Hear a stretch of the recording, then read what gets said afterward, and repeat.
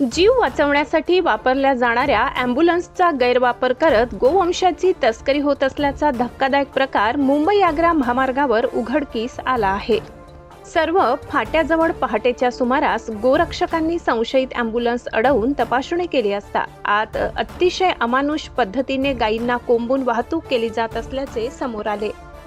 गुप्त माहितीच्या आधारे गोरक्षकांनी ही कारवाई केली असून घटनेची माहिती मिळताच सोनगीर पोलीस स्टेशनचे पथक तात्काळ घटनास्थळी दाखल झाले।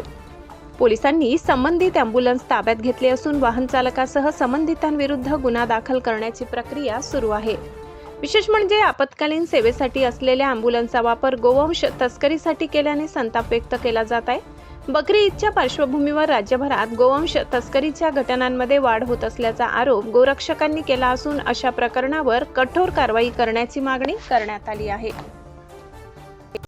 नमस्कार, मी प्रनिल मंडलिक, आद्य गोरक्षक श्री शिवछत्रपती गोरक्षक जन आंदोलन आणि प्राणी फाउंडेशनच्या माध्यमातून गोरक्षकाचे कार्य करतो आणि उत्तर महाराष्ट्र गोरक्षक प्रमुख म्हणून जबाबदारी आहे। गुप्त माहितीदाराद्वारे आम्हाला आज पहाटे 3 वाजेच्या सुमारास माहिती मिळाली की मध्य प्रदेशातून ॲम्ब्युलन्समध्ये गायींना कोंबून धुळ्याला बकरीच्या कत्तलीच्या उद्देशाने घेऊन जाणार आहे। तर मग आम्ही MP आणि महाराष्ट्र बॉर्डर म्हणजे जो बोराडी नावाचा परिसर आहे, बोराडी नावाच्या परिसरात आम्ही एका ठिकाणी ट्रॅप लावून थांबलेलो होतो आणि आम्हाला 4, 4:30, 5 वाजेच्या सुमारास ही ॲम्ब्युलन्स येताना दिसली।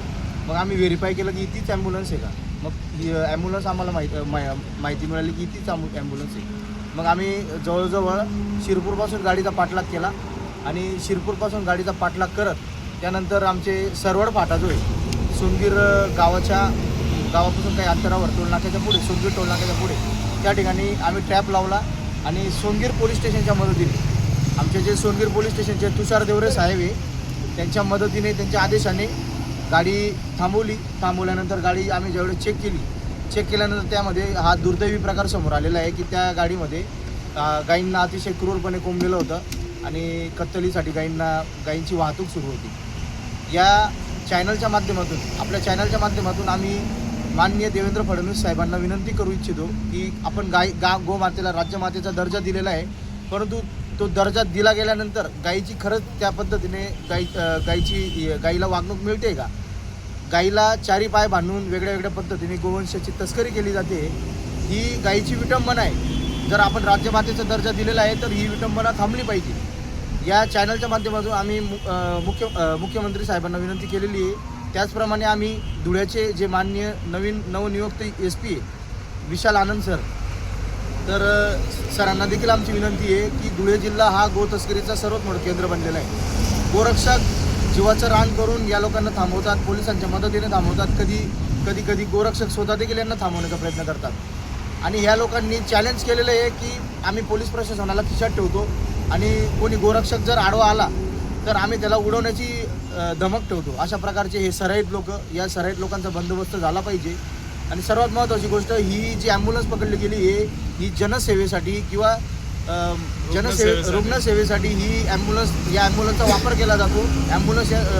आणि त्याच ॲम्ब्युलन्समध्ये गायींची निर्दयीपणे गायींची कत्तलीच्या उद्देशाने वाहतूक होत असेल तर हा धुळे जिल्ह्यासाठी नव्हे तर हा संपूर्ण महाराष्ट्रासाठी दुर्दैवाचा विषय आहे।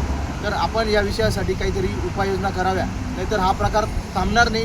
कारण या धंद्यात जेवढे पण लोक आहेत ते सगळे सराईत गुन्हेगार आहे, ते कुठल्याही प्रकारे थांबण्याचं नाव घेत नाही।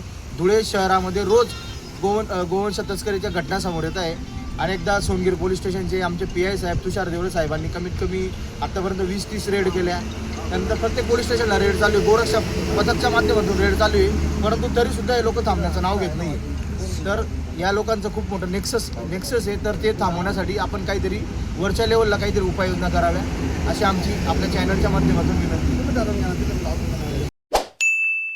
सबस्क्राईब करा, बेल आयकॉनचे बटन दाबा, सोबत शेअर करायला विसरू नका।